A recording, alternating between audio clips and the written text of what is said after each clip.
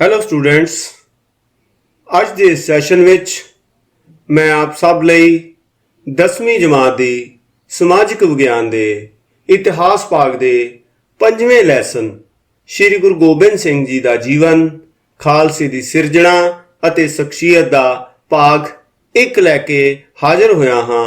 ਮੈਂ ਹਾਂ ਤੁਹਾਡਾ ਆਪਣਾ ਦਵਿੰਦਰ ਸ਼ਰਮਾ, ਸਮਾਜਿਕ ਵਿਗਿਆਨ ਅਧਿਆਪਕ, ਜ਼ਿਲ੍ਹਾ ਕਪੂਰਥਲਾ ਤੋਂ।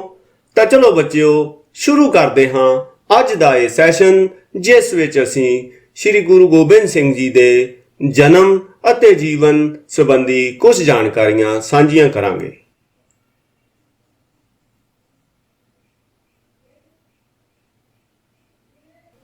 ਵਿਦਿਆਰਥੀਓ, ਸ਼੍ਰੀ ਗੁਰੂ ਗੋਬਿੰਦ ਸਿੰਘ ਜੀ ਸਿੱਖਾਂ ਦੇ 10ਵੇਂ ਅਤੇ ਆਖਰੀ ਗੁਰੂ ਹੋਏ ਹਨ। ਗੁਰੂ ਨਾਨਕ ਦੇਵ ਜੀ ਨੇ ਸਿੱਖ ਧਰਮ ਦੀ ਸਥਾਪਨਾ ਦਾ ਕਾਰਜ ਕੀਤਾ। ਉਹਨਾਂ ਦੇ 8 ਉੱਤਰਾਧਿਕਾਰੀਆਂ ਨੇ ਹੌਲੀ-ਹੌਲੀ ਸਿੱਖ ਧਰਮ ਦਾ ਪ੍ਰਚਾਰ ਅਤੇ ਪ੍ਰਸਾਰ ਕੀਤਾ, ਪਰ ਉਸ ਕਾਰਜ ਨੂੰ ਸੰਪੂਰਨ ਕਰਨ ਵਾਲੇ ਸ਼੍ਰੀ ਗੁਰੂ ਗੋਬਿੰਦ ਸਿੰਘ ਜੀ ਹੀ ਹਨ। ਉਹਨਾਂ ਨੇ 1699 ਈਸਵੀ ਵਿੱਚ ਖਾਲਸਾ ਪੰਥ ਦੀ ਸਾਜਨਾ ਕਰਕੇ ਸਿੱਖ ਮਤ ਨੂੰ ਅੰਤਿਮ ਰੂਪ ਦਿੱਤਾ। ਉਹਨਾਂ ਨੇ ਸਿੱਖਾਂ ਵਿੱਚ ਦਲੇਰੀ, ਬਹਾਦਰੀ ਅਤੇ ਏਕਤਾ ਦੀ ਭਾਵਨਾ ਉਤਪੰਨ ਪੈਦਾ ਕਰ ਦਿੱਤੀ। ਬਹੁਤ ਸੀਮਤ ਜਿਹੇ ਸਾਧਨਾ ਅਤੇ ਥੋੜੇ ਜਿਹੇ ਸਿੱਖ ਸੈਨਿਕਾਂ ਦੀ ਸਹਾਇਤਾ ਨਾਲ ਉਹਨਾਂ ਨੇ ਉਸ ਸਮੇਂ ਦੇ ਮੁਗਲ ਸਾਮਰਾਜ ਦੇ ਨਾਲ ਉਹਨਾਂ ਦੇ ਜ਼ੁਲਮਾਂ ਦੇ ਵਿਰੁੱਧ ਟੱਕਰ ਲਈ। ਬਹੁਤ ਹੀ ਸੀਮਤ ਸਾਧਨਾ ਅਤੇ ਥੋੜੇ ਜਿਹੇ ਸਿੱਖ ਸੈਨਿਕਾਂ ਦੀ ਮਦਦ ਨਾਲ ਉਹਨਾਂ ਨੇ ਉਸ ਸਮੇਂ ਦੇ ਮੁਗਲ ਸਮਰਾਟ ਔਰੰਗਜ਼ੇਬ ਦੇ ਜ਼ੁਲਮਾਂ ਦੇ ਵਿਰੁੱਧ ਟੱਕਰ ਲਈ ਉਸ ਦਾ ਡਟ ਕੇ ਮੁਕਾਬਲਾ ਕੀਤਾ। ਗੁਰੂ ਜੀ ਨੇ ਜੋਤੀ ਜੋਤ ਸਮਾਉਣ ਤੋਂ ਪਹਿਲਾਂ ਦੇਹਧਾਰੀ ਗੁਰੂ ਦੀ ਪਰੰਪਰਾ ਖਤਮ ਕਰਕੇ ਗੁਰੂ ਦੀ ਸ਼ਕਤੀ ਗੁਰੂ ਗ੍ਰੰਥ ਸਾਹਿਬ ਅਤੇ ਖਾਲਸਾ ਪੰਥ ਵਿੱਚ ਵੰਡ ਦਿੱਤੀ। ਇਸੇ ਲਈ ਉਹਨਾਂ ਵਿੱਚ ਇੱਕੋ ਸਮੇਂ ਅਧਿਆਤਮਕ ਨੇਤਾ, ਉੱਚ ਕੋਟੀ ਦਾ ਸੰਗਠਕ ਕਰਤਾ, ਜਮਾਂਦਰੂ ਸੈਨਾ ਨਾਇਕ, ਪ੍ਰਤਿਭਾਸ਼ਾਲੀ ਵਿਦਵਾਨ ਅਤੇ ਉੱਤਮ ਸੁਧਾਰਕ ਦੇ ਗੁਣ ਵਿਦਿਆਮਾਨ ਸਨ। ਉਹਨਾਂ ਦੇ ਜੀਵਨ, ਖਾਲਸਾ ਦੀ ਸਾਜਨਾ, ਉਹਨਾਂ ਦੀਆਂ ਲੜਾਈਆਂ ਅਤੇ ਉਹਨਾਂ ਦੀ ਸ਼ਖਸੀਅਤ ਦਾ ਵਰਣਨ ਬੱਚਿਓ ਇਸ ਪ੍ਰਕਾਰ ਹੈ, ਜਿਸ ਨੂੰ ਆਪਾਂ ਹੁਣ ਅੱਗੇ ਪੜ੍ਹਨ ਜਾ ਰਹੇ ਹਾਂ। ਹੁਣ ਅਸੀਂ ਸ਼੍ਰੀ ਗੁਰੂ ਗੋਬਿੰਦ ਸਿੰਘ ਜੀ ਦੇ ਜੀਵਨ ਸੰਬੰਧੀ ਕੁਝ ਝਾਤੀ ਮਾਰਦੇ ਹਾਂ। ਵਿਦਿਆਰਥੀਓ, ਸਮੇਂ ਦੇ ਇਤਿਹਾਸ ਤੇ ਆਪਣੇ ਹੋਂਦ ਦੇ ਡੂੰਘੇ ਨਿਸ਼ਾਨ ਛੱਡਣ ਵਾਲੇ ਇਸ ਇਲਾਹੀ ਨੂਰ ਦਾ ਜਨਮ ਹਿੰਦੁਸਤਾਨ ਦੀ ਧਰਤੀ ਤੇ ਗੁਰੂ ਤੇਗ ਬਹਾਦਰ ਜੀ ਤੇ ਮਾਤਾ ਗੁਜਰੀ ਦੇ ਘਰ ਪਟਨਾ ਸਾਹਿਬ ਵਿਖੇ, ਜੋ ਕਿ ਬਿਹਾਰ ਦੀ ਰਾਜਧਾਨੀ ਵੀ ਹੈ, 22 ਦਸੰਬਰ 1666 ਈਸਵੀ ਵਿਖੇ ਹੋਇਆ। ਉਹਨਾਂ ਦੇ ਜਨਮ ਵੇਲੇ ਹਿੰਦੁਸਤਾਨ ਅਤੇ ਖਾਸ ਕਰਕੇ ਪੰਜਾਬ ਦੇ ਹਾਲਾਤ ਬਹੁਤ ਖਰਾਬ ਸਨ। 1657 ਈਸਵੀ ਵਿੱਚ ਔਰੰਗਜ਼ੇਬ ਨੇ ਕਈ ਕੋਝੀਆਂ ਚਾਲਾਂ ਚੱਲ ਕੇ ਹਕੂਮਤ ਦੀ ਵਾਗਡੋਰ ਆਪਣੇ ਹੱਥ ਵਿੱਚ ਲੈ ਲਈ ਸੀ ਅਤੇ ਬੱਚਿਓ ਇਸੇ ਤਖਤ ਦੀ ਖਾਤਰ ਉਸ ਨੇ ਆਪਣੇ ਭਰਾਵਾਂ ਦੇ ਖੂਨ ਦੇ ਨਾਲ ਹੱਥ ਰੰਗ ਲਏ ਸਨ।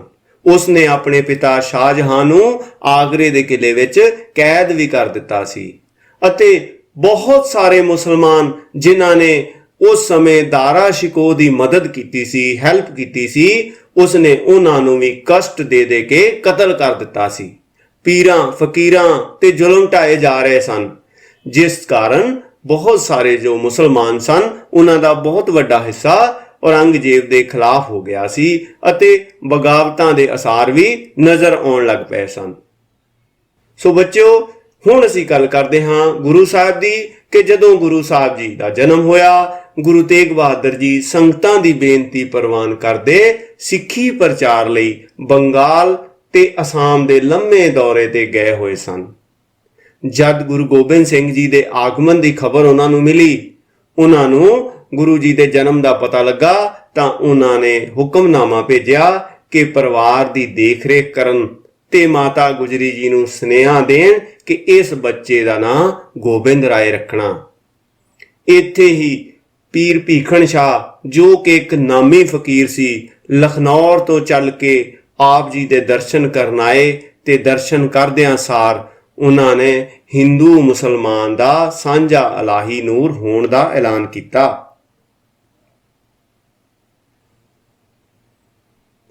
ਗੁਰੂ ਗੋਬਿੰਦ ਸਿੰਘ ਜੀ ਨੇ ਆਪਣੇ ਜੀਵਨ ਵਿੱਚ ਵਧੀਆ ਸਿੱਖਿਆ ਪ੍ਰਾਪਤ ਕੀਤੀ। ਉਹਨਾਂ ਨੇ ਆਪਣੇ ਪਿਤਾ ਨੂੰ ਸ਼ਹੀਦੀ ਲਈ ਆਪਣੇ ਹੱਥੀਂ ਤੋਰਿਆ। ਉਹਨਾਂ ਨੇ ਬਹਾਦਰ ਸੈਨਿਕਾਂ ਦੀ ਸਿਰਜਣਾ ਕਰਕੇ ਅਤੇ ਖਾਲਸਾ ਸਾਜ ਕੇ ਮੁਗਲਾਂ ਦੇ ਜ਼ੁਲਮ ਨਾਲ ਟੱਕਰ ਲਈ। ਉਹਨਾਂ ਨੇ ਉੱਤਮ ਸਾਹਿਤ ਵੀ ਰਚਿਆ। ਉਹਨਾਂ ਦਾ ਸਾਰਾ ਜੀਵਨ ਸੰਘਰਸ਼ਮਈ ਰਿਹਾ। ਹੁਣ ਬੱਚਿਓ, ਅਸੀਂ ਗੁਰੂ ਸਾਹਿਬ ਦੇ ਪਟਨਾ ਦੇ ਵਿੱਚ ਬਚਪਨ ਦੀ ਗੱਲ ਕਰਾਂਗੇ। ਗੋਬਿੰਦ ਰਾਏ ਜੀ ਆਪਣੇ ਜੀਵਨ ਦੇ ਪਹਿਲੇ 5 ਵਰ੍ਹੇ ਪਟਨਾ ਸਾਹਿਬ ਵਿੱਚ ਹੀ ਰਹੇ। ਬਚਪਨ ਵਿੱਚ ਉਹ ਅਜਿਹੀਆਂ ਖੇਡਾਂ ਖੇਡਦੇ ਜਿਨ੍ਹਾਂ ਤੋਂ ਇਹ ਪਤਾ ਲੱਗਦਾ ਸੀ ਕਿ ਇੱਕ ਦਿਨ ਉਹ ਇੱਕ ਧਾਰਮਿਕ ਅਤੇ ਮਹਾਨ ਨੇਤਾ ਬਣਨਗੇ। ਉਹ ਆਪਣੇ ਸਾਥੀਆਂ ਦੀਆਂ ਦੌੜਾਂ ਅਤੇ ਕੁਸ਼ਤੀਆਂ ਕਰਵਾਇਆ ਕਰਦੇ ਸਨ ਅਤੇ ਉਹ ਆਪ ਵੀ ਉਹਨਾਂ ਖੇਡਾਂ ਵਿੱਚ ਹਿੱਸਾ ਲਿਆ ਕਰਦੇ ਸਨ। ਉਹ ਆਪਣੇ ਸਾਥੀ ਬੱਚਿਆਂ ਨੂੰ 2 ਹਿੱਸਿਆਂ ਵਿੱਚ ਵੰਡ ਕੇ ਉਹਨਾਂ ਤੋਂ ਨਕਲੀ ਯੁੱਧ ਕਰਵਾਇਆ ਕਰਦੇ ਸਨ। ਉਹ ਆਪਣੇ ਸਾਥੀਆਂ ਦੇ ਝਗੜਿਆਂ ਦਾ ਨਿਪਟਾਰਾ ਕਰਨ ਲਈ ਕਚਹਿਰੀ ਵੀ ਲਾਇਆ ਕਰਦੇ ਸਨ। ਗੋਬਿੰਦ ਰਾਏ ਜੀ ਦੇ ਦਰਸ਼ਨ ਕਰਕੇ ਘੁੜਾਮ, ਜੋ ਕਿ ਪਟਿਆਲਾ ਵਿਖੇ ਹੈ, ਦੇ ਇੱਕ ਮੁਸਲਿਮ ਫਕੀਰ ਸੈਯਦ ਭੀਖਣ ਸ਼ਾਹ ਨੇ ਵਚਨ ਕੀਤੇ ਸਨ ਕਿ ਇੱਕ ਦਿਨ ਉਹ ਬਾਲਕ ਮਹਾ ਪੈਗੰਬਰ ਬਣੇਗਾ। ਹੁਣ ਅਸੀਂ ਗੁਰੂ ਸਾਹਿਬ ਦੀ ਲਖਨੌਰ ਵਿਖੇ ਦਸਤਾਰਬੰਦੀ ਦੀ ਰਸਮ ਸੰਬੰਧੀ ਕੁਝ ਜਾਣਨ ਦੀ ਕੋਸ਼ਿਸ਼ ਕਰਦੇ ਹਾਂ ਕਿ 1671 ਈਸਵੀ ਵਿੱਚ ਗੋਬਿੰਦ ਰਾਏ ਜੀ, ਉਹਨਾਂ ਦੇ ਮਾਤਾ, ਦਾਦੀ, ਮਾਮਾ ਅਤੇ ਹੋਰ ਸਿੱਖ ਲਖਨੌਰ ਪੁੱਜ ਗਏ। ਇੱਥੇ ਬਾਲਕ ਗੋਬਿੰਦ ਰਾਏ ਦੀ ਦਸਤਾਰਬੰਦੀ ਦੀ ਰਸਮ ਪੂਰੀ ਕੀਤੀ ਗਈ। ਉਹਨਾਂ ਦੇ ਵੱਡੇ ਮਾਮੇ ਮੇਹਰ ਚੰਦ ਨੇ ਉਹਨਾਂ ਦੇ ਸੀਸ ਉੱਤੇ ਹਰੇ ਰੰਗ ਦੀ ਪੱਗ ਸਜਾਈ। ਬੱਚਿਓ, ਇਸ ਮੌਕੇ ਤੇ ਸ਼ਹਿਜ਼ਾਦਾ ਗੋਬਿੰਦ ਰਾਏ ਜੀ ਦੇ ਸੁੰਦਰ ਕੱਪੜੇ ਅਤੇ ਹਥਿਆਰ ਵੀ ਸਜਾਏ ਗਏ। ਹੁਣ ਬੱਚਿਓ, ਅਸੀਂ ਗੁਰੂ ਸਾਹਿਬ ਦੀ ਸਿੱਖਿਆ ਸੰਬੰਧੀ ਜਾਣਕਾਰੀ ਪ੍ਰਾਪਤ ਕਰਦੇ ਹਾਂ ਕਿ 1672 ਈਸਵੀ ਦੇ ਸ਼ੁਰੂ ਵਿੱਚ ਗੁਰੂ ਤੇਗ ਬਹਾਦਰ ਜੀ ਆਪਣੇ ਪਰਿਵਾਰ ਸਮੇਤ ਚੱਕ ਨਾਨਕੀ ਵਿਖੇ ਰਹਿਣ ਲੱਗੇ। ਉੱਥੇ ਗੋਬਿੰਦ ਰਾਏ ਜੀ ਦੀ ਸਿੱਖਿਆ ਦਾ ਉਚਿਤ ਪ੍ਰਬੰਧ ਕੀਤਾ ਗਿਆ। ਕਾਜੀ ਪੀਰ ਮੁਹੰਮਦ ਉਹਨਾਂ ਨੂੰ ਫਾਰਸੀ ਪੜ੍ਹਾਉਂਦੇ ਅਤੇ ਪੰਡਤ ਹਰਜਸ ਉਹਨਾਂ ਨੂੰ ਸੰਸਕ੍ਰਿਤ ਦਾ ਗਿਆਨ ਦਿੰਦੇ। ਰਾਜਪੂਤ ਬੰਜਰ ਸਿੰਘ ਨੇ ਉਹਨਾਂ ਨੂੰ ਘੋੜਸਵਾਰੀ ਅਤੇ ਅਸਤਰ ਸ਼ਸਤਰ ਚਲਾਉਣ ਦੀ ਸਿੱਖਿਆ ਦਿੱਤੀ। ਗੁਰਮੁਖੀ ਦਾ ਗਿਆਨ ਉਹਨਾਂ ਨੇ ਭਾਈ ਸਾਹਿਬ ਚੰਦ ਅਤੇ ਭਾਈ ਸਤੀ ਦਾਸ ਤੋਂ ਲਖਨੌਰ ਵਿਖੇ ਹੀ ਲੈਣਾ ਸ਼ੁਰੂ ਕਰ ਦਿੱਤਾ ਸੀ। ਹੁਣ ਵਿਦਿਆਰਥੀਓ, ਅਸੀਂ ਗੁਰੂ ਸਾਹਿਬ ਦੀ ਗੁਰਗੱਦੀ ਪ੍ਰਾਪਤੀ ਅਤੇ ਉਹਨਾਂ ਦੇ ਪਿਤਾ 9ਵੇਂ ਪਾਤਸ਼ਾਹੀ ਸ੍ਰੀ ਗੁਰੂ ਤੇਗ ਬਹਾਦਰ ਜੀ ਦੀ ਸ਼ਹੀਦੀ ਸੰਬੰਧੀ ਪੜ੍ਹਾਂਗੇ। 25 ਮਈ 1675 ਦੇ ਦਿਨ 16 ਕਸ਼ਮੀਰੀ ਬ੍ਰਾਹਮਣਾਂ ਦਾ ਇੱਕ ਜਥਾ ਵੀ ਚੱਕ ਨਾਨਕੀ ਪਹੁੰਚਿਆ। ਉਹ ਆਪਣੇ ਨਾਲ ਇੱਕ ਮੋਤਬਰ ਸਿੱਖ ਆਗੂ ਭਾਈ ਕਿਰਪਾ ਰਾਮ ਦੱਤ ਨੂੰ ਲੈ ਕੇ ਆਉਂਦੇ ਹਨ। ਭਾਈ ਕਿਰਪਾ ਰਾਮ ਦੱਤ ਜੀ ਕਸ਼ਮੀਰ ਵਿੱਚ ਸਿੱਖ ਧਰਮ ਦੇ ਸਭ ਤੋਂ ਵੱਡੇ ਪ੍ਰਚਾਰਕਾਂ ਵਿੱਚੋਂ ਇੱਕ ਸਨ। ਕਸ਼ਮੀਰੀ ਬ੍ਰਾਹਮਣ ਇਸ ਸਿੱਖ ਆਗੂ ਦੀ ਬਾਂਹ ਫੜ ਕੇ ਚੱਕ ਨਾਨਕੀ ਆਏ ਅਤੇ ਤਖਤ ਦਮਦਮਾ ਸਾਹਿਬ ਤੇ ਗੁਰੂ ਸਾਹਿਬ ਦੇ ਦਰਬਾਰ ਵਿੱਚ ਆ ਫਰਿਆਦੀ ਹੋਏ। ਕਸ਼ਮੀਰੀ ਬ੍ਰਾਹਮਣਾਂ ਨੇ ਗੁਰੂ ਤੇਗ ਬਹਾਦਰ ਸਾਹਿਬ ਨੂੰ ਦੱਸਿਆ ਕਿ ਅਸੀਂ ਕੇਦਾਰਨਾਥ, ਬਦਰੀਨਾਥ, ਪੁਰੀ, ਦਵਾਰਕਾ, ਕਾਂਚੀ, ਮਥੁਰਾ ਅਤੇ ਹੋਰ ਬਹੁਤ ਸਾਰੇ ਹਿੰਦੂ ਕੇਂਦਰਾਂ ਤੋਂ ਹੋ ਕੇ ਆਏ ਹਾਂ, ਪਰ ਕਿਸੇ ਨੇ ਵੀ ਸਾਡੀ ਬਾਂਹ ਨਹੀਂ ਫੜੀ। ਕਸ਼ਮੀਰ ਦੇ ਨਵੇਂ ਬਣੇ ਮੁਸਲਮਾਨ ਗਵਰਨਰ ਇਫਤਿਖਾਰ ਖਾਨ ਦੇ ਜ਼ੁਲਮ ਤੋਂ ਉਹ ਤੰਗ ਆ ਚੁੱਕੇ ਹਨ। ਉਹ ਹਰ ਰੋਜ਼ ਸੈਂਕੜੇ ਬ੍ਰਾਹਮਣਾਂ ਨੂੰ ਜਬਰੀ ਮੁਸਲਮਾਨ ਬਣਾ ਰਿਹਾ ਹੈ। ਅਸੀਂ ਔਰੰਗਜ਼ੇਬ ਦੇ ਹਿੰਦੂ ਰਾਜਪੂਤ ਵਜ਼ੀਰਾਂ ਤੱਕ ਵੀ ਪਹੁੰਚ ਕੀਤੀ ਹੈ। ਉਹਨਾਂ ਨੇ ਵੀ ਆਪਣੀ ਬੇਬਸੀ ਹੀ ਜ਼ਾਹਿਰ ਕੀਤੀ ਹੈ। ਹੁਣ ਸਾਡੀ ਆਖਰੀ ਆਸ ਸਿਰਫ ਗੁਰੂ ਨਾਨਕ ਸਾਹਿਬ ਦਾ ਦਰ ਹੈ। ਗੁਰੂ ਤੇਗ ਬਹਾਦਰ ਸਾਹਿਬ ਨੇ ਉਹਨਾਂ ਦੀ ਨਿਮੋ ਝੂਣਤਾ ਵੇਖ ਕੇ, ਉਹਨਾਂ ਦੀ ਬੇਵਸੀ ਦੇਖ ਕੇ ਉਹਨਾਂ ਨੂੰ ਕਿਹਾ ਕਿ ਗੁਰੂ ਨਾਨਕ ਸਾਹਿਬ ਦੇ ਦਰ ਤੋਂ ਕਦੇ ਵੀ ਕੋਈ ਖਾਲੀ ਨਹੀਂ ਜਾਂਦਾ। ਵਾਹਿਗੁਰੂ ਤੁਹਾਡੀ ਮਦਦ ਜ਼ਰੂਰ ਕਰਨਗੇ। ਜਾਓ ਸੂਬੇਦਾਰ ਨੂੰ ਆਖ ਦਿਓ ਕਿ ਜੇ ਉਹ ਗੁਰੂ ਤੇਗ ਬਹਾਦਰ ਨੂੰ ਮੁਸਲਮਾਨ ਬਣਾ ਲਵੇ ਤਾਂ ਅਸੀਂ ਸਾਰੇ ਕਸ਼ਮੀਰੀ ਬ੍ਰਾਹਮਣ ਮੁਸਲਮਾਨ ਬਣ ਜਾਵਾਂਗੇ। ਇਸ ਤੋਂ ਬਾਅਦ ਗੁਰੂ ਜੀ ਕਿਸੇ ਡੂੰਘੀ ਸੋਚ ਵਿੱਚ ਡੁੱਬ ਗਏ ਅਤੇ ਕੁਝ ਸਮੇਂ ਬਾਅਦ ਫਰਮਾਉਣ ਲੱਗੇ ਕਿ ਇਸ ਸਮੇਂ ਕਿਸੇ ਮਹਾਨ ਆਤਮਾ ਦੀ ਸ਼ਹੀਦੀ ਦੀ ਲੋੜ ਹੈ। ਸਿਰਫ ਕੁਰਬਾਨੀ ਨਾਲ ਹੀ ਡੁੱਬਦੇ ਧਰਮ ਨੂੰ ਬਚਾਇਆ ਜਾ ਸਕਦਾ ਹੈ। ਕਹਿੰਦੇ ਹਨ ਕਿ ਆਪ ਜੀ ਦੇ ਬਚਨ ਸੁਣ ਕੇ ਪੂਰੇ ਦਰਬਾਰ ਵਿੱਚ ਸन्नाटा ਛਾ ਗਿਆ। ਆਪ ਜੀ ਦੇ ਸੁਪੁੱਤਰ ਬਾਲ ਗੋਬਿੰਦ ਰਾਏ ਜੀ ਨੇ ਆਪ ਜੀ ਤੋਂ ਇਸ ਖਾਮੋਸ਼ੀ ਦਾ ਕਾਰਨ ਪੁੱਛਿਆ ਤਾਂ ਗੁਰੂ ਜੀ ਨੇ ਜਵਾਬ ਦਿੱਤਾ ਕਿ ਅਤਿਆਚਾਰ ਦੇ ਭਾਂਬੜ ਹੁਣ ਬਹੁਤ ਉੱਚੇ ਚਲੇ ਗਏ ਹਨ, ਜਿਸ ਵਿੱਚ ਇਹ ਨਿਤਾਣੇ ਬਾਲਣ ਦੀ ਥਾਂ ਚੁੱਕ ਕੇ ਜਾ ਰਹੇ ਹਨ। ਹੁਣ ਕਿਸੇ ਮਹਾਂਪੁਰਖ ਦੇ ਬਲੀਦਾਨ ਦੀ ਲੋੜ ਹੈ ਜੋ ਆਪਣੇ ਪਵਿੱਤਰ ਖੂਨ ਦੇ ਛਿੱਟੇ ਮਾਰ ਕੇ ਬਲਦੇ ਹੋਏ ਇਹਨਾਂ ਭਾਂਬੜਾਂ ਨੂੰ ਸ਼ਾਂਤ ਕਰ ਸਕੇ। ਬਾਲ ਗੋਬਿੰਦ ਰਾਏ ਜੀ ਨੇ ਕਿਹਾ ਕਿ ਆਪ ਜੀ ਤੋਂ ਬਿਨਾਂ ਹੋਰ ਮਹਾਂਪੁਰਖ ਕੌਣ ਹੋ ਸਕਦਾ ਹੈ। ਆਪਣੇ ਬਾਲ ਦੇ ਨਿੱਕੇ ਜਿਹੇ ਮੂੰਹੋਂ ਏਡੀ ਵੱਡੀ ਗੱਲ ਸੁਣ ਕੇ ਗੁਰੂ ਜੀ ਨੂੰ ਵਿਸ਼ਵਾਸ ਹੋ ਗਿਆ ਕਿ ਇਹ ਬਾਲਕ ਆਉਣ ਵਾਲੀ ਹਰ ਔਖੀ ਤੋਂ ਔਖੀ ਘੜੀ ਦਾ ਸਾਹਮਣਾ ਕਰਨ ਲਈ ਹਰ ਪੱਖੋਂ ਸਮਰੱਥ ਹੈ। ਆਪ ਜੀ ਨੇ ਹਿੰਦੂ ਧਰਮ ਦੀ ਰੱਖਿਆ ਲਈ ਕੁਰਬਾਨੀ ਦੇਣ ਦਾ ਫੈਸਲਾ ਕਰ ਲਿਆ। ਗੁਰੂ ਜੀ ਨੇ ਕਸ਼ਮੀਰੀ ਪੰਡਤਾਂ ਨੂੰ ਕਿਹਾ ਕਿ ਤੁਸੀਂ ਨਿਸ਼ਚਿੰਤ ਹੋ ਕੇ ਜਾਓ ਤੇ ਔਰੰਗਜ਼ੇਬ ਨੂੰ ਕਹਿ ਦਿਓ ਕਿ ਜਾ ਪਹਿਲਾਂ ਸਾਡੇ ਗੁਰੂ ਤੇਗ ਬਹਾਦਰ ਸਾਹਿਬ ਨੂੰ ਮੁਸਲਮਾਨ ਬਣਾ ਲੈ। ਜੇ ਉਹਨਾਂ ਨੇ ਇਸਲਾਮ ਧਰਮ ਕਬੂਲ ਕਰ ਲਿਆ ਤਾਂ ਅਸੀਂ ਵੀ ਖੁਸ਼ੀ-ਖੁਸ਼ੀ ਮੁਸਲਮਾਨ ਬਣ ਜਾਵਾਂਗੇ। ਗੁਰੂ ਤੇਗ ਬਹਾਦਰ ਜੀ ਗੋਬਿੰਦ ਰਾਏ ਨੂੰ ਗੁਰਗੱਦੀ ਸੌਂਪ ਕੇ ਆਪਣੇ ਸਾਥੀਆਂ ਨਾਲ ਦਿੱਲੀ ਵੱਲ ਚੱਲ ਪਏ। ਰਸਤੇ ਵਿੱਚ ਮਲਿਕਪੁਰ ਨਾਂ ਦੇ ਪਿੰਡ ਵਿੱਚ ਉਹਨਾਂ ਨੂੰ ਕੈਦ ਕਰ ਲਿਆ ਗਿਆ। 11 ਨਵੰਬਰ 1675 ਈਸਵੀ ਨੂੰ ਗੁਰੂ ਤੇਗ ਬਹਾਦਰ ਜੀ ਅਤੇ ਉਹਨਾਂ ਦੇ ਸਾਥੀਆਂ ਨੂੰ ਦਿੱਲੀ ਦੇ ਚਾਂਦਨੀ ਚੌਕ ਵਿਖੇ ਸ਼ਹੀਦ ਕਰ ਦਿੱਤਾ ਗਿਆ। ਕੁਝ ਦਿਨਾਂ ਮਗਰੋਂ ਭਾਈ ਜੈਤਾ, ਭਾਈ ਜੀਵਨ ਸਿੰਘ ਉਹਨਾਂ ਦਾ ਸੀਸ ਲੈ ਕੇ ਕੀਰਤਪੁਰ ਸਾਹਿਬ ਵਿਖੇ ਪੁੱਜਾ। ਆਨੰਦਪੁਰ ਸਾਹਿਬ ਵਿਖੇ ਜਾ ਕੇ ਗੁਰੂ ਤੇਗ ਬਹਾਦਰ ਜੀ ਦੇ ਸੀਸ ਦਾ ਸੰਸਕਾਰ ਕਰ ਦਿੱਤਾ ਗਿਆ। ਹੁਣ ਬੱਚਿਓ ਅਸੀਂ ਗੁਰੂ ਸਾਹਿਬ ਦੇ ਵਿਆਹ ਸੰਬੰਧੀ ਪੜ੍ਹਦੇ ਹਾਂ ਕਿ ਕੁਝ ਵਿਦਵਾਨ ਗੁਰੂ ਗੋਬਿੰਦ ਸਿੰਘ ਜੀ ਦੀਆਂ 3 ਪਤਨੀਆਂ ਮਾਤਾ ਜੀਤੋ ਜੀ, ਮਾਤਾ ਸੁੰਦਰੀ ਅਤੇ ਮਾਤਾ ਸਾਹਿਬ ਕੌਰ ਬਾਰੇ ਦੱਸਦੇ ਹਨ, ਪਰ ਕੁਝ ਵਿਦਵਾਨ ਮਾਤਾ ਜੀਤੋ ਜੀ ਦਾ ਦੂਸਰਾ ਨਾਮ ਮਾਤਾ ਸੁੰਦਰੀ ਅਤੇ ਅੰਮ੍ਰਿਤ ਛਕਣ ਤੋਂ ਬਾਅਦ ਤੀਜਾ ਨਾਮ ਮਾਤਾ ਸਾਹਿਬ ਕੌਰ ਹੋਇਆ ਦੱਸਦੇ ਹਨ। ਪਰ ਇਸ ਬਾਰੇ ਮਤਭੇਦ ਹਨ।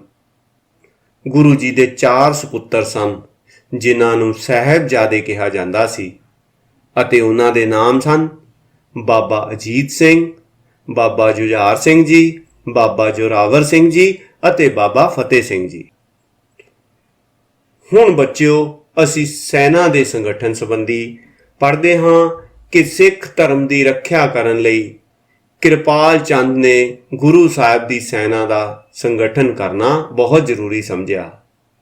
ਇਸ ਲਈ ਉਸਨੇ ਗੁਰੂ ਜੀ ਵੱਲੋਂ ਐਲਾਨ ਕਰ ਦਿੱਤਾ ਕਿ ਜਿਸ ਸਿੱਖ ਦੇ 4 ਪੁੱਤਰ ਹੋਣ ਉਹ ਉਹਨਾਂ ਵਿੱਚੋਂ 2 ਪੁੱਤਰ ਗੁਰੂ ਸਾਹਿਬ ਦੀ ਸੈਨਾ ਵਿੱਚ ਭਰਤੀ ਕਰਵਾਏ। ਸਿੱਖਾਂ ਨੂੰ ਇਹ ਹੁਕਮ ਵੀ ਦਿੱਤਾ ਗਿਆ ਕਿ ਉਹ ਹੋਰ ਵਸਤੂਆਂ ਦੀ ਥਾਂ ਉਹਨਾਂ ਨੂੰ ਘੋੜੇ ਅਤੇ ਸ਼ਸਤਰ ਭੇਟ ਕਰਨ। ਸਿੱਟੇ ਵਜੋਂ ਛੇਤੀ ਹੀ ਗੁਰੂ ਸਾਹਿਬ ਕੋਲ ਬਹੁਤ ਗਿਣਤੀ ਵਿੱਚ ਸੈਨਿਕ ਅਤੇ ਯੁੱਧ ਸਮੱਗਰੀ ਇਕੱਠੀ ਹੋ ਗਈ। ਗੁਰੂ ਜੀ ਦੇ ਰਾਜਸੀ ਚਿੰਨ੍ਹ ਅਤੇ ਸ਼ਾਨਦਾਰ ਦਰਬਾਰ। ਵਿਦਿਆਰਥੀਓ, ਗੁਰੂ ਗੋਬਿੰਦ ਰਾਏ ਜੀ ਨੇ ਆਪਣੇ ਦਾਦਾ ਗੁਰੂ ਹਰਗੋਬਿੰਦ ਜੀ ਵਾਂਗ ਰਾਜਸੀ ਚਿੰਨ੍ਹਾਂ ਨੂੰ ਅਪਣਾਇਆ। ਉਹ ਆਪਣੀ ਦਸਤਾਰ ਤੇ ਕਲਗੀ ਸਜਾਉਣ ਲੱਗੇ। ਉਹ ਰਾਜ ਗੱਦੀ ਵਾਂਗ ਉੱਚੇ ਆਸਣ ਤੇ ਬਿਰਾਜਮਾਨ ਹੁੰਦੇ ਸਨ। ਉਹ ਆਪਣੇ ਸਿੱਖਾਂ ਦੇ ਦੀਵਾਨ ਸੁੰਦਰ ਅਤੇ ਕੀਮਤੀ ਤੰਬੂਆਂ ਵਿੱਚ ਲਾਉਣ ਲੱਗੇ। ਉਹਨਾਂ ਨੇ ਦਲੇਰ ਸਿੰਘਾਂ ਦੇ ਨਾਲ ਆਪਣੇ ਕੋਲ ਹਾਥੀ ਅਤੇ ਘੋੜੇ ਰੱਖਣੇ ਵੀ ਸ਼ੁਰੂ ਕਰ ਦਿੱਤੇ। ਉਹ ਆਨੰਦਪੁਰ ਦੇ ਜੰਗਲਾਂ ਵਿੱਚ ਸ਼ਿਕਾਰ ਵੀ ਖੇਡਣ ਜਾਂਦੇ। ਉਹਨਾਂ ਨੇ ਇੱਕ ਨਗਾਰਾ ਵੀ ਬਣਾਇਆ ਜਿਸ ਦਾ ਨਾਂ ਰਣਜੀਤ ਨਗਾਰਾ ਸੀ। ਪਾਉਂਟਾ ਸਾਹਿਬ ਵਿਖੇ ਗੁਰੂ ਜੀ ਦੇ ਕਾਰਜ। ਆਨੰਦਪੁਰ ਸਾਹਿਬ ਵਿਚਲੀਆਂ ਗੁਰੂ ਗੋਬਿੰਦ ਰਾਏ ਜੀ ਦੀਆਂ ਕਾਰਵਾਈਆਂ ਬਿਲਾਸਪੁਰ ਦੇ ਰਾਜਾ ਭੀਮ ਚੰਦ ਨੂੰ ਚੰਗੀਆਂ ਨਹੀਂ ਸਨ ਲੱਗਦੀਆਂ। ਇਸ ਲਈ ਉਹ ਕਿਸੇ ਨਾ ਕਿਸੇ ਬਹਾਨੇ ਗੁਰੂ ਸਾਹਿਬ ਦੇ ਨਾਲ ਲੜਨਾ ਚਾਹੁੰਦਾ ਸੀ, ਪਰ ਗੁਰੂ ਸਾਹਿਬ ਉਸ ਨਾਲ ਲੜਾਈ ਲੜ ਕੇ ਆਪਣੀ ਸੈਨਿਕ ਸ਼ਕਤੀ ਨੂੰ ਗਵਾਉਣਾ ਨਹੀਂ ਸਨ ਚਾਹੁੰਦੇ। ਇਸ ਲਈ ਉਹਨਾਂ ਨੇ ਨਾਹਨ ਦੇ ਰਾਜਾ ਮੇਦਨੀ ਪ੍ਰਕਾਸ਼ ਦੇ ਸੱਦੇ ਤੇ ਨਾਹਨ ਰਾਜ ਵਿੱਚ ਚਲੇ ਗਏ ਅਤੇ ਨਾਹਨ ਰਾਜ ਦੇ ਪ੍ਰਦੇਸ਼ ਵਿੱਚ ਜਮਨਾ ਨਦੀ ਦੇ ਕੰਢੇ ਗੁਰੂ ਸਾਹਿਬ ਨੇ ਇੱਕ ਸੁੰਦਰ ਇਕਾਂਤ ਥਾਂ ਚੁਣ ਲਈ। ਉਸ ਥਾਂ ਦਾ ਨਾਂ ਪਾਉਂਟਾ ਰੱਖਿਆ ਗਿਆ, ਜਿਸ ਦਾ ਬੱਚਿਓ ਅਰਥ ਹੁੰਦਾ ਹੈ ਪੈਰ ਰੱਖਣ ਵਾਲੀ ਥਾਂ। ਸੋ ਗੁਰੂ ਸਾਹਿਬ ਨੇ ਇੱਥੇ 52 ਕਵੀ ਵੀ ਰੱਖੇ। ਇੱਥੇ ਕਵੀਆਂ ਅਤੇ ਗੁਰੂ ਜੀ ਨੇ ਆਪਣੀਆਂ ਸਾਹਿਤਿਕ ਰਚਨਾਵਾਂ ਰਚ ਕੇ ਸਾਹਿਤ ਵਿੱਚ ਢੇਰ ਸਾਰਾ ਵਾਧਾ ਕੀਤਾ। ਆਪਣੇ ਸਿੱਖਾਂ ਨੂੰ ਮਾਨਸਿਕ ਤੌਰ ਤੇ ਤਿਆਰ ਕਰਨ ਲਈ ਉਹਨਾਂ ਨੇ ਰਮਾਇਣ ਅਤੇ ਮਹਾਭਾਰਤ ਦੇ ਅਨੁਵਾਦ ਵੀ ਕਰਵਾਏ। ਉਹਨਾਂ ਨੇ ਆਪਣੇ ਸਿੱਖਾਂ ਨੂੰ ਘੋੜ ਸਵਾਰੀ, ਤੀਰ ਕਮਾਨ ਚਲਾਉਣ ਅਤੇ ਤਲਵਾਰ ਦੀ ਵਰਤੋਂ ਕਰਨ ਦੀ ਵੀ ਸਿੱਖਿਆ ਦਿੱਤੀ। ਗੁਰੂ ਸਾਹਿਬ ਨੇ ਸਢੌਰਾ ਦੇ ਪੀਰ ਬੁੱਧੂ ਸ਼ਾਹ ਦੀ 500 ਪਠਾਣਾਂ ਦੀ ਫੌਜ ਵੀ ਆਪਣੀ ਸੈਨਾ ਵਿੱਚ ਮਿਲਾ ਲਈ। ਖਾਲਸਾ ਸਾਜਣ ਤੋਂ ਪਹਿਲੀਆਂ ਲੜਾਈਆਂ। ਖਾਲਸਾ ਸਾਜਣ ਤੋਂ ਪਹਿਲਾਂ ਗੁਰੂ ਗੋਬਿੰਦ ਰਾਏ ਜੀ ਨੂੰ 1688 ਈਸਵੀ ਵਿੱਚ ਭੰਗਾਣੀ ਦੀ ਜੰਗ ਲੜਨੀ ਪਈ। ਉਸ ਲੜਾਈ ਵਿੱਚ ਗੁਰੂ ਜੀ ਨੇ ਰਾਜਾ ਫਤਿਹ ਸ਼ਾਹ ਅਤੇ ਉਸ ਦੇ ਸਾਥੀਆਂ ਨੂੰ ਹਰਾਇਆ। ਗੁਰੂ ਜੀ ਦੀ ਇਹ ਪਹਿਲੀ ਅਤੇ ਮਹੱਤਵਪੂਰਨ ਜਿੱਤ ਸੀ। ਇਸ ਜਿੱਤ ਤੋਂ ਬਾਅਦ ਗੁਰੂ ਜੀ ਮੁੜ ਕੇ ਆਨੰਦਪੁਰ ਸਾਹਿਬ ਆ ਗਏ। ਉਹਨਾਂ ਨੇ ਉੱਥੇ ਆਨੰਦਗੜ੍ਹ, ਕੇਸਗੜ੍ਹ, ਲੋਹਗੜ੍ਹ ਅਤੇ ਫਤਿਹਗੜ੍ਹ ਨਾਮੀ 4 ਕਿਲਿਆਂ ਦੀ ਉਸਾਰੀ ਕਰਵਾਈ। ਬੱਚਿਓ ਨੋਟ ਕਰਨਾ, ਉਹਨਾਂ ਨੇ ਇੱਥੇ ਆਨੰਦਗੜ੍ਹ, ਕੇਸਗੜ੍ਹ, ਲੋਹਗੜ੍ਹ ਅਤੇ ਫਤਿਹਗੜ੍ਹ ਨਾਮੀ 4 ਕਿਲਿਆਂ ਦੀ ਉਸਾਰੀ ਵੀ ਕਰਵਾਈ। ਜਦੋਂ ਮੁਗਲ ਸਮਰਾਟ ਔਰੰਗਜ਼ੇਬ ਨੂੰ ਦੱਖਣ ਵਿੱਚ ਗੁਰੂ ਗੋਬਿੰਦ ਰਾਏ ਜੀ ਦੀ ਵਧਦੀ ਹੋਈ ਸ਼ਕਤੀ ਦਾ ਸਮਾਚਾਰ ਮਿਲਿਆ ਤਾਂ ਉਸਨੇ 1694 ਈਸਵੀ ਨੂੰ ਪੰਜਾਬ ਦੇ ਹਾਕਮਾਂ ਨੂੰ ਹੁਕਮ ਕੀਤਾ ਕਿ ਉਹ ਗੁਰੂ ਜੀ ਦੇ ਖਿਲਾਫ ਯੁੱਧ ਛੇੜਨ। ਕਾਂਗੜਾ ਦੇ ਫੌਜਦਾਰ ਨੇ ਆਪਣੇ ਪੁੱਤਰ ਖਾਨਜ਼ਾਦਾ ਨੂੰ ਗੁਰੂ ਜੀ ਦੇ ਖਿਲਾਫ ਭੇਜਿਆ। ਸਿੱਖਾਂ ਨੇ ਉਸ ਨੂੰ ਹਰਾ ਦਿੱਤਾ। ਖਾਨਜ਼ਾਦਾ ਦੀ ਅਸਫਲਤਾ ਮਗਰੋਂ 1696 ਈਸਵੀ ਦੇ ਆਰੰਭ ਵਿੱਚ ਕਾਂਗੜਾ ਪ੍ਰਦੇਸ਼ ਦੇ ਫੌਜਦਾਰ ਨੇ ਹੁਸੈਨ ਖਾਨ ਨੂੰ ਗੁਰੂ ਜੀ ਦੇ ਖਿਲਾਫ ਭੇਜਿਆ, ਪਰ ਉਹ ਪਹਾੜੀ ਰਾਜਿਆਂ ਨਾਲ ਹੀ ਉਲਝ ਕੇ ਰਹਿ ਗਿਆ। ਸ਼ਹਿਜ਼ਾਦਾ ਮੁਅੱਜ਼ਮ ਨੇ ਗੁਰੂ ਸਾਹਿਬ ਅਤੇ ਪਹਾੜੀ ਰਾਜਿਆਂ ਦੀ ਸ਼ਕਤੀ ਨੂੰ ਕੁਚਲਣ ਲਈ ਝਾਲੇ ਪਾਏ। ਉਹ ਪਹਾੜੀ ਰਾਜਿਆਂ ਨੂੰ ਕੁਚਲਣ ਵਿੱਚ ਤਾਂ ਸਫਲ ਹੋ ਗਿਆ, ਪਰ ਸ਼ਹਿਜ਼ਾਦੇ ਨੇ ਗੁਰੂ ਜੀ ਦੇ ਖਿਲਾਫ ਕੋਈ ਵੀ ਕਾਰਵਾਈ ਨਾ ਕੀਤੀ। ਹੁਣ ਬੱਚਿਓ, ਖਾਲਸਾ ਪੰਥ ਦੀ ਸਾਜਣਾ ਬਾਰੇ ਵੀ ਅਸੀਂ ਕੁਝ ਗੱਲਾਂ ਸਾਂਝੀਆਂ ਕਰਦੇ ਹਾਂ ਕਿ ਵਿਸਾਖੀ ਵਾਲੇ ਦਿਨ 1699 ਈਸਵੀ ਨੂੰ ਗੁਰੂ ਗੋਬਿੰਦ ਰਾਏ ਜੀ ਨੇ ਖਾਲਸਾ ਦੀ ਸਾਜਣਾ ਕੀਤੀ। ਉਹਨਾਂ ਨੇ ਅੰਮ੍ਰਿਤ ਤਿਆਰ ਕਰਕੇ 5 ਪਿਆਰਿਆਂ, ਕਿਹੜੇ 5 ਪਿਆਰੇ ਸਨ? ਭਾਈ ਦਇਆ ਸਿੰਘ, ਭਾਈ ਧਰਮ ਸਿੰਘ, ਭਾਈ ਹਿੰਮਤ ਸਿੰਘ, ਭਾਈ ਮੋਹਕਮ ਸਿੰਘ ਅਤੇ ਭਾਈ ਸਾਹਿਬ ਸਿੰਘ ਦੀ ਚੋਣ ਕੀਤੀ। ਫਿਰ ਉਹਨਾਂ ਨੇ 5 ਪਿਆਰਿਆਂ ਤੋਂ ਅੰਮ੍ਰਿਤ ਛਕ ਕੇ ਆਪਣੇ ਨਾਂ ਨਾਲ ਸਿੰਘ ਸ਼ਬਦ ਲਗਾ ਲਿਆ। ਕਹਿਣ ਦਾ ਭਾਵ ਉਹ ਗੋਬਿੰਦ ਰਾਏ ਤੋਂ ਹੁਣ ਗੋਬਿੰਦ ਸਿੰਘ ਹੋ ਗਏ। ਉੱਤਰ ਖਾਲਸਾ ਕਾਲ ਦੀਆਂ ਲੜਾਈਆਂ। ਖਾਲਸਾ ਪੰਥ ਦੀ ਸਾਜਣਾ ਤੋਂ ਬਾਅਦ ਦੇ ਕਾਲ ਨੂੰ ਉੱਤਰ ਖਾਲਸਾ ਕਾਲ ਕਿਹਾ ਜਾਂਦਾ ਹੈ। ਇਸ ਕਾਲ ਵਿੱਚ ਗੁਰੂ ਜੀ ਯੁੱਧਾਂ ਵਿੱਚ ਹੀ ਰੁੱਝੇ ਰਹੇ। ਉਹਨਾਂ ਨੇ 1701 ਈਸਵੀ ਵਿੱਚ ਆਨੰਦਪੁਰ ਸਾਹਿਬ ਦਾ ਪਹਿਲਾ ਯੁੱਧ, 1702 ਈਸਵੀ ਵਿੱਚ ਨਿਰਮੋਹ ਦਾ ਯੁੱਧ ਅਤੇ 1702 ਈਸਵੀ ਵਿੱਚ ਹੀ ਬਸੌਲੀ ਦਾ ਯੁੱਧ, 1704 ਵਿੱਚ ਆਨੰਦਪੁਰ ਸਾਹਿਬ ਦਾ ਦੂਸਰਾ ਯੁੱਧ, ਸ਼ਾਹੀ ਟਿੱਬੀ ਦਾ ਯੁੱਧ, ਸਰਸਾ ਦਾ ਯੁੱਧ ਅਤੇ 1705 ਈਸਵੀ ਵਿੱਚ ਚਮਕੌਰ ਸਾਹਿਬ ਦਾ ਯੁੱਧ ਲੜਿਆ। ਚਮਕੌਰ ਤੋਂ ਨਿਕਲ ਕੇ ਮਾਛੀਵਾੜਾ, ਦੀਨਾ ਆਦਿ ਥਾਵਾਂ ਤੋਂ ਹੁੰਦੇ ਹੋਏ ਉਹ ਖਿਦਰਾਨਾ ਪੁੱਜੇ। ਬੱਚਿਓ, ਅੱਜ ਦੇ ਮੁਕਤਸਰ ਸਾਹਿਬ ਨੂੰ ਪਹਿਲਾਂ ਖਿਦਰਾਨਾ ਵੀ ਕਿਹਾ ਜਾਂਦਾ ਸੀ। ਉੱਥੇ 1705 ਈਸਵੀ ਵਿੱਚ ਉਹਨਾਂ ਨੇ ਮੁਗਲ ਸੈਨਾ ਨੂੰ ਹਰਾਇਆ। ਖਿਦਰਾਨਾ ਤੋਂ ਗੁਰੂ ਜੀ ਤਲਵੰਡੀ ਸਾਬੋ ਚਲੇ ਗਏ। ਉੱਥੋਂ ਉਹ ਦੱਖਣ ਵੱਲ ਚਲੇ ਗਏ। ਗੁਰੂ ਜੀ ਦਾ ਜੋਤੀ ਜੋਤ ਸਮਾਉਣਾ।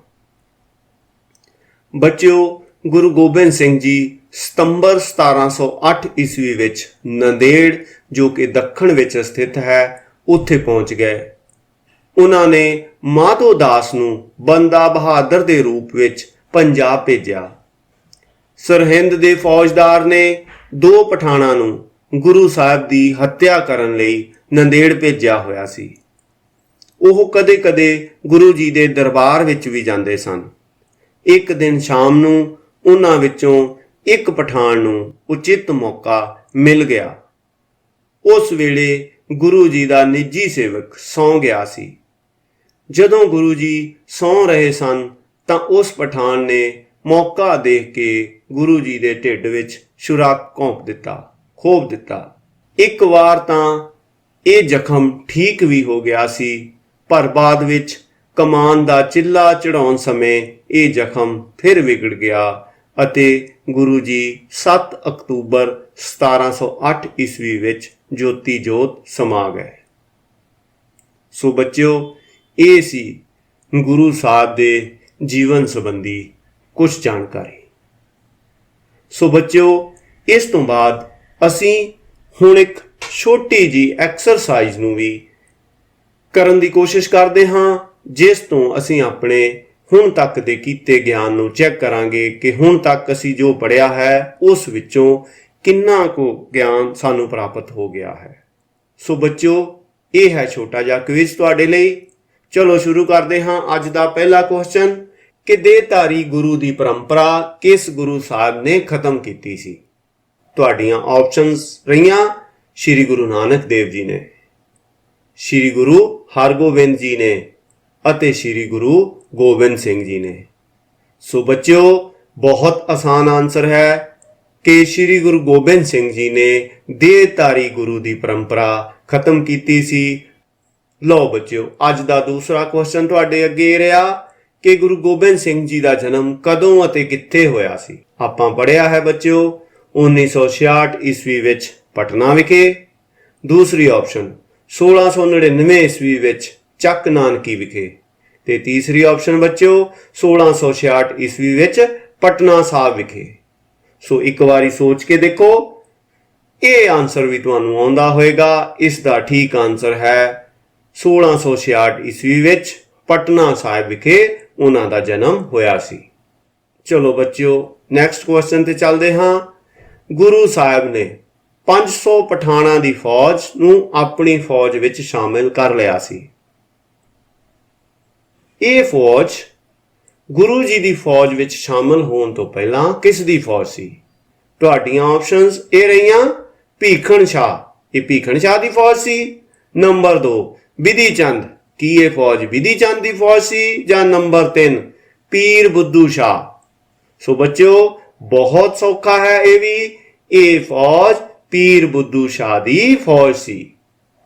ਚਲੋ ਬੱਚਿਓ, ਅੱਗੇ ਚੱਲਦੇ ਹਾਂ ਕਿ ਖਿਦਰਾਨਾ ਅੱਜ ਦੇ ਕਿਹੜੇ ਸ਼ਹਿਰ ਦਾ ਪੁਰਾਣਾ ਨਾਮ ਸੀ? ਬੱਚਿਓ ਮੈਂ ਤੁਹਾਨੂੰ ਹੁਣੇ ਹੀ ਦੱਸ ਕੇ ਆਇਆ ਹਾਂ। ਚਲੋ ਤੁਹਾਨੂੰ ਆਪਸ਼ਨਸ ਵੀ ਦੇ ਦਿੰਦੇ ਹਾਂ, ਮੁਕਤਸਰ, ਸੰਗਰੂਰ ਜਾਂ ਨੰਬਰ 3 ਫਿਰੋਜ਼ਪੁਰ। ਸੋ ਬੱਚਿਓ ਮੈਨੂੰ ਪੂਰਾ ਯਕੀਨ ਹੈ ਕਿ ਇਸ ਦਾ ਆਨਸਰ ਤੁਹਾਨੂੰ ਪਤਾ ਹੈ। ਇਸ ਦਾ ਠੀਕ ਆਨਸਰ ਹੈ ਸ਼੍ਰੀ ਮੁਕਤਸਰ ਸਾਹਿਬ। ਬੱਚਿਓ ਅੱਜ ਇਸ ਨੂੰ ਸ਼੍ਰੀ ਮੁਕਤਸਰ ਸਾਹਿਬ ਵੀ ਕਿਹਾ ਜਾਂਦਾ ਹੈ। ਲੋ ਬੱਚਿਓ ਹੁਣ ਅਸੀਂ ਗਲਤ ਅਤੇ ਠੀਕ ਵਾਕਾਂ ਦੇ ਅੱਗੇ ਨਿਸ਼ਾਨ ਲਗਾਵਾਂਗੇ। ਚਲੋ ਪਹਿਲਾ ਵਾਕ ਸਾਡੇ ਅੱਗੇ ਆਂਦਾ ਹੈ ਕਿ ਗੋਬਿੰਦ ਰਾਏ ਜੀ ਦਾ ਜਨਮ ਗੁਰੂ ਤੇਗ ਬਹਾਦਰ ਤੇ ਮਾਤਾ ਗੁਜਰੀ ਦੇ ਘਰ ਪਟਨਾ ਦੇ ਵਿੱਚ 22 ਦਸੰਬਰ 1666 ਈਸਵੀ ਵਿਖੇ ਹੋਇਆ ਸੀ। ਸੋ ਬੱਚਿਓ ਇਹ ਬਿਲਕੁਲ ਠੀਕ ਹੈ। ਬਿਲਕੁਲ ਗੁਰੂ ਸਾਹਿਬ ਦਾ ਜਨਮ 22 ਦਸੰਬਰ 1666 ਨੂੰ ਪਟਨਾ, ਜੋ ਕਿ ਬਿਹਾਰ ਦੀ ਰਾਜਧਾਨੀ ਹੈ, ਉੱਥੇ ਹੋਇਆ ਸੀ। ਚਲੋ ਬੱਚਿਓ ਅੱਗੇ ਚੱਲਦੇ ਹਾਂ ਕਿ ਗੁਰੂ ਗੋਬਿੰਦ ਰਾਏ ਜੀ ਦੇ ਜਨਮ ਸਮੇਂ ਔਰੰਗਜ਼ੇਬ ਦਿੱਲੀ ਦਾ ਰਾਜਾ ਸੀ। ਸੋ ਬੱਚਿਓ ਇਹ ਆਨਸਰ ਵੀ ਬਿਲਕੁਲ ਠੀਕ ਹੈ ਕਿ ਜਦੋਂ ਗੁਰੂ ਗੋਬਿੰਦ ਸਿੰਘ ਜੀ ਦਾ ਜਨਮ ਹੁੰਦਾ ਹੈ ਤਾਂ ਉਸ ਸਮੇਂ ਔਰੰਗਜ਼ੇਬ ਦਿੱਲੀ ਦੇ ਤਖਤ ਉੱਤੇ ਬੈਠਾ ਹੋਇਆ ਸੀ। ਚਲੋ ਬੱਚਿਓ ਨੈਕਸਟ ਕੀ ਦੇਖਦੇ ਹਾਂ ਅਸੀਂ। ਹੁਣ ਬੱਚਿਓ ਨੈਕਸਟ ਹੈ ਕਿ ਗੁਰੂ ਗੋਬਿੰਦ ਸਿੰਘ ਜੀ ਸਤੰਬਰ 1608 ਈਸਵੀ ਵਿੱਚ ਨੰਦੇੜ ਦੱਖਣ ਵਿੱਚ ਹੈ ਜੋ ਉੱਥੇ ਪਹੁੰਚੇ। ਸੋ ਬੱਚਿਓ ਇਹ ਗਲਤ ਆਪਸ਼ਨ ਹੈ, ਇਹ ਗਲਤ ਵਾਕ ਹੈ। ਉਹ 1608 ਨਹੀਂ 1708 ਵਿੱਚ ਨੰਦੇੜ ਪਹੁੰਚੇ ਸਨ। ਬੱਚਿਓ ਨੈਕਸਟ ਸੈਂਟੈਂਸ ਹੈ ਕਿ ਸ਼੍ਰੀ ਗੁਰੂ ਗੋਬਿੰਦ ਸਿੰਘ ਜੀ ਨੇ ਖਾਲਸਾ ਪੰਥ ਦੀ ਸਥਾਪਨਾ 1999 ਈਸਵੀ ਵਿੱਚ ਕੀਤੀ ਸੀ। ਇਸ ਦਾ ਆਨਸਰ ਵੀ ਤੁਹਾਨੂੰ ਪਤਾ ਲੱਗ ਗਿਆ ਹੋਵੇਗਾ, ਇਹ ਗਲਤ ਹੈ। ਉਹਨਾਂ ਨੇ 1699 ਈਸਵੀ ਵਿੱਚ ਕੀਤੀ ਸੀ। ਚਲੋ ਨੈਕਸਟ ਸੈਂਟੈਂਸ ਤੇ ਚੱਲਦੇ ਹਾਂ ਕਿ ਸ਼੍ਰੀ ਗੁਰੂ ਗੋਬਿੰਦ ਸਿੰਘ ਜੀ ਨੇ ਆਨੰਦਗੜ੍ਹ, ਕੇਸਗੜ੍ਹ, ਲੋਹਗੜ੍ਹ ਅਤੇ ਫਤਿਹਗੜ੍ਹ ਨਾਮੀ 4 ਕਿਲਿਆਂ ਦੀ ਉਸਾਰੀ ਚਮਕੌਰ ਸਾਹਿਬ ਵਿਖੇ ਕਰਵਾਈ। ਸੋ ਬੱਚਿਓ ਇਹ ਵੀ ਗਲਤ ਸੈਂਟੈਂਸ ਹੈ। ਉਹਨਾਂ ਨੇ ਇਹਨਾਂ 4 ਕਿਲਿਆਂ ਦੀ ਜੋ ਉਸਾਰੀ ਸੀ ਉਹ ਆਨੰਦਪੁਰ ਸਾਹਿਬ ਵਿਖੇ ਕਰਵਾਈ ਸੀ। ਸੋ ਬੱਚਿਓ ਸਮਾਂ ਹੁਣ ਅੱਗੇ ਵਧਣ ਦੀ ਇਜਾਜ਼ਤ ਨਹੀਂ ਦਿੰਦਾ। ਸੋ ਮੈਂ ਆਪਣੀ ਬਾਣੀ ਨੂੰ ਇੱਥੇ ਹੀ ਵਿਰਾਮ ਦਿੰਦਾ ਹੋਇਆ ਆਪ ਸਭ ਦਾ ਬਹੁਤ ਬਹੁਤ ਧੰਨਵਾਦੀ ਹਾਂ। ਥੈਂਕ ਯੂ ਬੱਚਿਓ। ਟੇਕ ਕੇਅਰ ਬੱਚਿਓ।